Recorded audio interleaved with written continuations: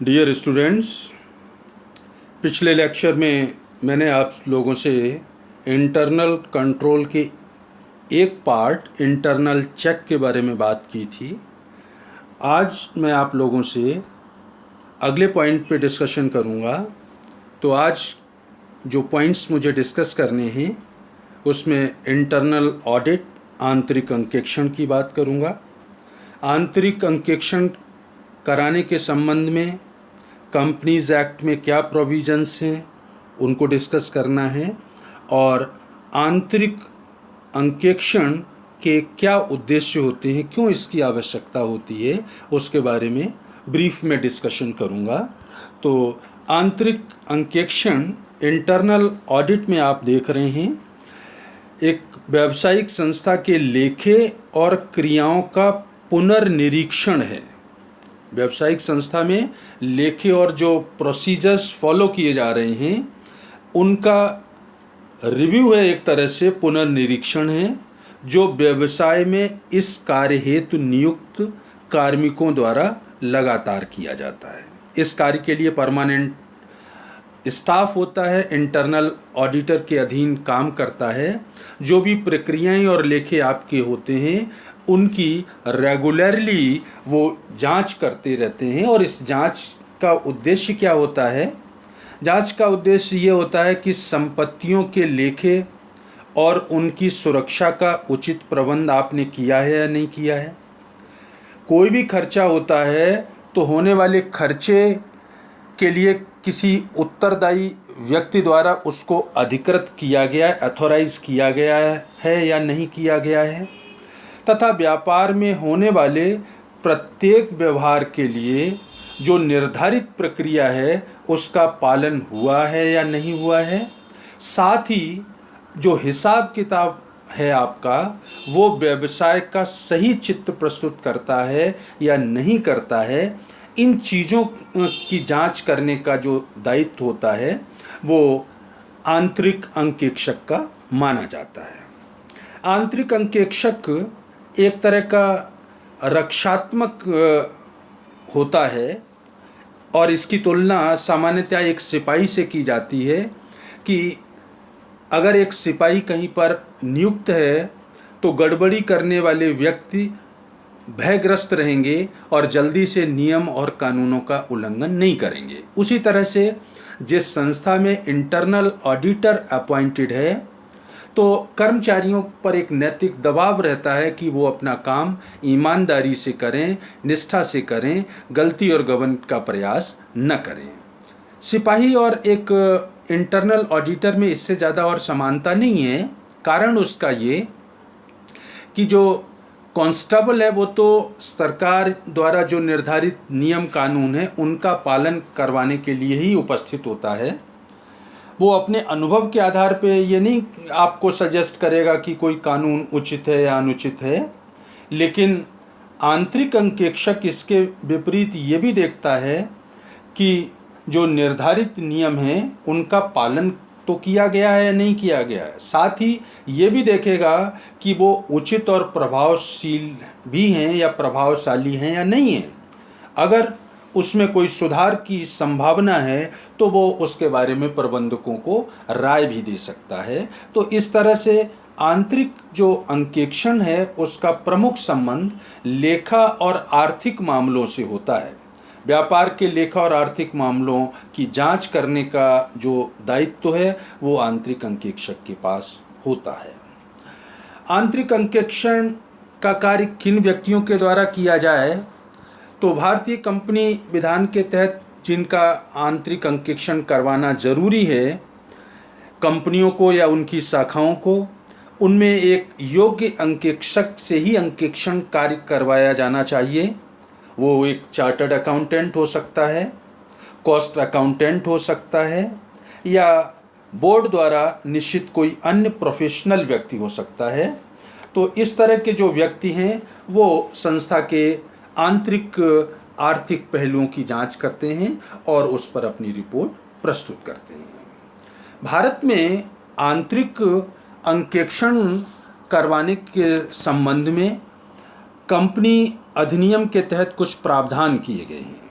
तो internal audit under section 138 of companies act 2013, इस act की धारा 138 में इंटरनल ऑडिट करवाए जाने की बात कही गई है और इसके लिए कंपनीज अकाउंट्स रूल 2014 की धारा 13 में कुछ प्रावधान बताए गए हैं, जिसके अकॉर्डिंग कुछ कंपनियों के लिए इंटरनल ऑडिट कराया जाना अनिवार्य बना दिया गया है। तो देखिएगा, पहला पॉइंट आप देख रहे हैं, एवरी लिस्टेड कंपनी, कोई भी कंपनी जो भारत में स्टॉक मार्केट में लिस्टेड है, उस कंपनी को आंतरिक अंकेक्षक नियुक्त करना ज़रूरी है। उनको अपने खातों की इंटरनल ऑडिट किसी योग्य अंकेक्षक से करवाया जाना अनिवार्य है। एवरी अनलिस्टेड कंपनी, ऐसी कोई भी कंपनी जो स्टॉक मार्केट में अनलिस्टेड है, असूचित है, अगर वो इन कंडीशंस को फुलफिल करती है, इस दायरे में आती है, तो उन लोगों को भी अपने खातों की इंटरनल ऑडिट कराना ज़रूरी है। जैसे paid up capital of ₹50 crore और more during the preceding financial year, जिस वित्तीय वर्ष में आप ऑडिट कर रहे हैं उससे ठीक पहले वाले वित्तीय वर्ष में अगर कंपनी की पेड अप कैपिटल 50 करोड़ या इससे ज़्यादा रही है, तो इस वित्तीय वर्ष में उस कंपनी को इंटरनल ऑडिट कराना अनिवार्य होगा। टर्नओवर ऑफ 200 करोड़ और more during the preceding financial year, गत वित्तीय वर्ष में अगर कंपनी का टर्नओवर, बिक्री अगर उसकी 200 करोड़ या इससे ज़्यादा है, तो उनको भी इंटरनल ऑडिटर अपॉइंट करना पड़ेगा। आंतरिक अंकेक्षक से अपने खातों की जांच कराना अनिवार्य है। आउटस्टैंडिंग लोन और बोरोइंग फ्रॉम बैंक और public financial institutions exceeding 100 crore at any point of time during the preceding financial year, गत वित्तीय वर्ष में किसी भी समय अगर बकाया लोन जो आपने बैंक से लिए हैं या अन्य किसी सार्वजनिक वित्तीय संस्था से लिए हैं, उनकी आउटस्टैंडिंग अमाउंट 100 करोड़ या इससे ज़्यादा गत वर्ष में किसी भी समय रही है, तो आपको इंटरनल ऑडिटर अपॉइंट करना पड़ेगा। आपको अपने खातों की इंटरनल ऑडिट कराना ज़रूरी है। And outstanding deposits of 25 crore और मोर एट एनी टाइम, अगर गत वर्ष में कभी भी जो डिपॉजिट्स हैं, बकाया डिपॉजिट्स हैं, वो 25 करोड़ या अदत्त जमाएं 25 करोड़ या इससे ज़्यादा रही हैं, तो भी आपको अपने खातों की ऑडिट कराना ज़रूरी है इंटरनल ऑडिटर से। तो 2 पॉइंट हो गए, लिस्टेड कंपनियों को तो हमेशा ही कराना है, अनलिस्टेड को ये कंडीशंस फुलफिल करती हैं तो उनको इंटरनल ऑडिट कराना कंपनीज एक्ट के अकॉर्डिंग ज़रूरी है। और तीसरे पॉइंट में एवरी प्राइवेट कंपनी, कोई प्राइवेट कंपनी है, सार्वजनिक कंपनी नहीं है, तो प्राइवेट कंपनी के लिए ज़रूरी होगा अगर टर्नओवर ऑफ 200 करोड़ और more during the preceding financial year, गत वित्तीय वर्ष में उस प्राइवेट या निजी कंपनी की बिक्री या टर्नओवर 200 करोड़ या इससे ज़्यादा रहा है, तो उस कंपनी को अपने खातों की इंटरनल ऑडिट कराना ज़रूरी होगा।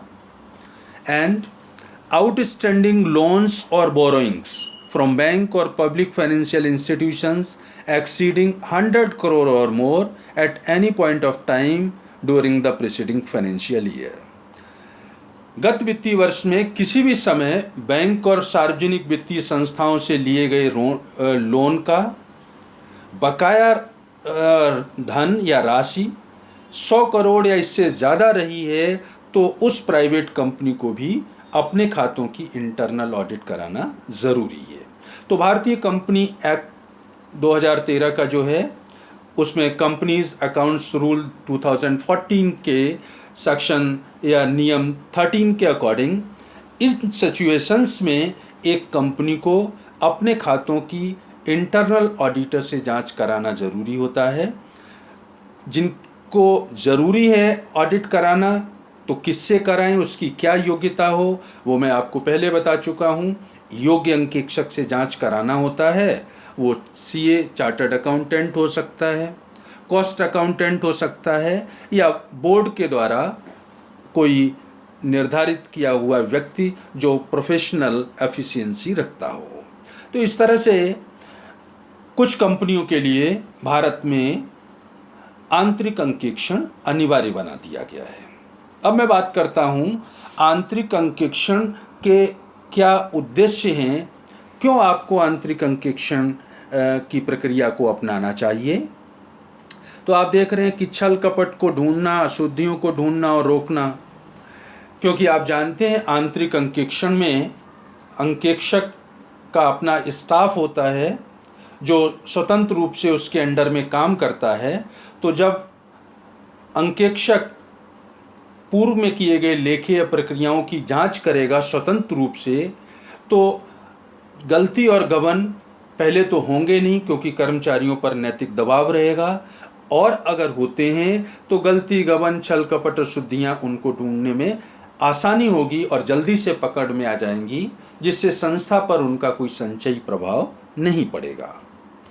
आंतरिक अंकेक्षण जो होता है वो आंतरिक निरीक्षण की प्रणाली विश्वसनीय है उसका भी विश्वास दिलाता है, क्योंकि आंतरिक अंकेक्षण में जो आंतरिक निरीक्षण प्रणाली आप अपनाते हैं, इंटरनल चेक का जो आपने सिस्टम अडॉप्ट किया हुआ होगा, एक व्यक्ति के कार्य की दूसरे व्यक्ति के द्वारा जांच की जा रही होगी, तो इंटरनल ऑडिटर उस सारी प्रक्रिया से जब गुजरेगा तो जहां भी कमी होगी तो आपको सुझाव भी दे सकता है। साथ ही प्रक्रिया इंटरनल चेक की प्रभावपूर्ण ढंग से काम कर रही है या नहीं कर रही है, उसके बारे में भी आपको अवगत करा सकता है। संपत्तियों के लेखे और उनकी सुरक्षा का उचित प्रबंध है या नहीं है, उसकी जांच करना भी इंटरनल ऑडिटर का उद्देश्य माना जाता है। जो वैधानिक अंकेक्षण है उसको आसान बना देता है, क्योंकि वैधानिक अंकेक्षण में पूरे वर्ष में जो ट्रांजैक्शंस हुए हैं उनकी जांच की जाती है, रिपोर्ट दी जाती है। व्यवसाय में जब आंतरिक निरीक्षण और आंतरिक अंकेक्षण का प्रबंध अगर संतोषप्रद है तो वैधानिक अंकेक्षक को भी अपना कार्य करने में सहजता होगी, सरलता होगी, और वो आसानी से अपना काम कर सकता है और व्यवसाय के संबंध में उचित राय व्यक्त कर सकता है। जो प्रक्रियाएं आप संस्था की हैं, किसी भी कार्य को करने के लिए जो प्रक्रिया आप लोगों ने निर्धारित की होगी, तो उन प्रक्रियाओं का पालन हुआ है या नहीं हुआ है, उनमें क्या कमजोरियां हैं, उसके बारे में भी राय देना इंटरनल ऑडिट का एक उद्देश्य माना जाता है। साथ ही आंतरिक अंकेक्षण में ये भी देखा जाता है कि जो योजना बनाई थी, योजनाबद्धता की जांच, मतलब जो योजना आप लोगों ने बनाई थी व्यवसायी ने, और जो प्रक्रियाएं निश्चित की थी उनका पालन हुआ है या नहीं हुआ है। कर्मचारियों के द्वारा जो कार्य किए गए हैं उनका रिव्यू किया जाता है, पुनरीक्षण किया जाता है, ताकि वो उसके बारे में अपनी राय व्यक्त कर सके। तो आंतरिक अंकेक्षण में मुख्य रूप से छल कपट अशुद्धियों को रोकना, लेखे और प्रक्रियाओं का पालन हुआ है या नहीं हुआ है। साथ ही वैधानिक अंकेक्षक को भी इससे सहायता मिलती है, और कर्मचारियों ने जो कार्य किए हैं उन कार्यों का रिव्यू करके उसके बारे में जो कमियां हैं उनको उजागर किया जाता है और भविष्य के लिए सुझाव दिए जाते हैं। इस कार्य को संपादित करने के लिए ज़रूरी है कि इंटरनल ऑडिटर के पास पर्याप्त स्टाफ होना चाहिए। साथ ही स्टाफ के लोग जो हैं वो क्वालिफाइड हों, वेल ट्रेंड हों, ताकि वो सारी प्रक्रियाओं को और अकाउंटिंग सिस्टम को समझते हों। उनको फ्रीडम भी होनी चाहिए, क्योंकि इंटरनल ऑडिटर तो मैनेजमेंट के अधीन ही काम करता है। तो ऑडिटर और उसके स्टाफ को अपना कार्य ईमानदारी से और निष्पक्षता पूर्वक करने के लिए पूर्ण स्वतंत्रता होनी चाहिए। साथ ही इंटरनल ऑडिटर जो अपनी रिपोर्ट देता है वो किसी अधिकारी को या छोटे अधिकारी को न दे। हो सके तो होना यही चाहिए कि इंटरनल ऑडिटर की रिपोर्ट बोर्ड ऑफ डायरेक्टर्स को जानी चाहिए, ताकि बीच में जो अधिकारी हैं उनका उस पर अनावश्यक दबाव न रहे। साथ ही आंतरिक अंकेक्षक के जो कर्मचारी हैं उसको चाहिए कि अपने अंकेक्षण कार्य को भी अलग अलग लोगों में विभाजित कर दे, ताकि कार्य किसी एक व्यक्ति के पास फिक्स नहीं रहे, वो मिलकर के कोई गड़बड़ी न कर सके, और अगर कहीं गड़बड़ी है तो उनका उत्तरदायित्व भी निश्चित किया जा सके। तो इस तरह से आज के लेक्चर में 2-3 पॉइंट मैंने आपसे डिस्कस किए हैं। इंटरनल ऑडिट क्या होती है, इंटरनल ऑडिट के संबंध में कंपनीज एक्ट में क्या प्रोविज़न है, किन लोगों को कराना ज़रूरी है, आंतरिक अंकेक्षक जो होता है उसको किस तरह से कार्य करना चाहिए, और आंतरिक अंकेक्षण के क्या उद्देश्य होते हैं उसके बारे में आपसे ब्रीफ में डिस्कस किया। नेक्स्ट लेक्चर में मैं फिर आप लोगों से बात करूंगा। आज के लिए इतना ही। Thank you.